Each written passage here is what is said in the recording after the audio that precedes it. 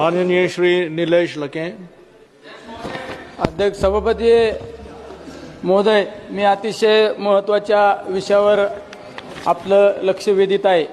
अखंड हिंदुस्थानाचे आराध्य दैवत 18 पगड जाती धर्मातील सर्व मायबाप जनतेला घेऊन चालणारा राजा, दूरशासक म्हणून ज्यांची जगात ओळख निर्माण करणारे छत्रपती शिवराय, त्या छत्रपती शिवरायांनी असंख्य गडकोट किल्ले उभे केले आणि त्या गडकोट किल्ल्याच्या परिसरामध्ये जे मंदिर आहेत, त्या मंदिर आणि गडकोट किल्ल्यांची आज दुरावस्था आपल्याला पाहायला मिळत आहे।